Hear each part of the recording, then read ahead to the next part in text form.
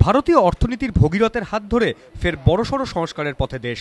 ১৯৯১ সালে মৃদুভাষী যে ব্যক্তির ঐতিহাসিক বাজেট খুলে দিয়েছিল উদার অর্থনীতির দ্বার, সেই মনমোহন সিংহই ঘরে বাইরে কড়া সমালোচনার মুখেও ফের সাহসী পদক্ষেপ নিলেন। শুক্রবার বহু ব্র্যান্ডের খুচরো ব্যবসায় ৫১% বিদেশি বিনিয়োগে চূড়ান্ত ছাড়পত্র দিল কেন্দ্রীয় মন্ত্রিসভার অর্থ বিষয়ক কমিটি।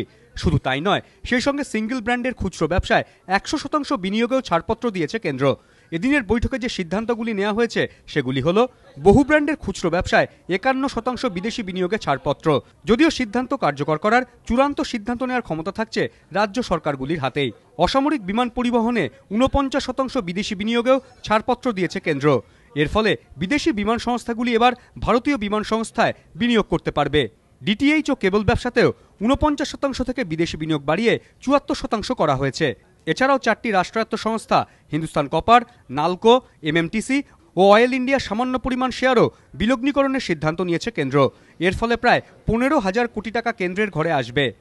कि जो एक भारी नुकसान होता है हमारी फसलों का, खास तौर पे फल का, सब्जी का और खाद्यान्न का, वो इंफ्रास्ट्रक्चर बनाने से, नई मॉडर्न टेक्नोलॉजी लाने से उसमें उसका बचाव भी होगा, किसान का फायदा होगा, उपभोक्ता को सही दाम पे चीज मिलेगी।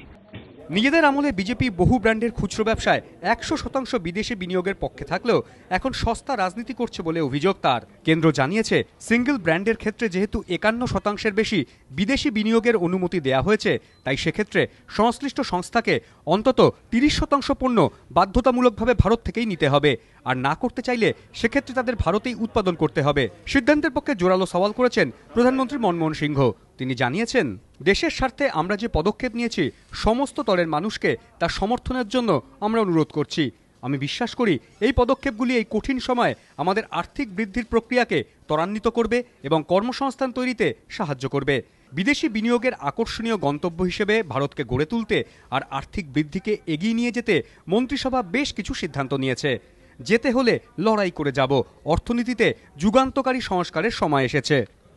এর আগেও গত বছরের নভেম্বরে বহু ব্র্যান্ডের খুচরো ব্যবসায় ৫১% বিদেশি বিনিয়োগে ছাড়পত্র দেওয়ার বিষয়ে এক পা এগিয়েও পড়ে মূলত তৃণমূলের চাপে পড়ে দুপা পিছিয়ে আসে কেন্দ্র।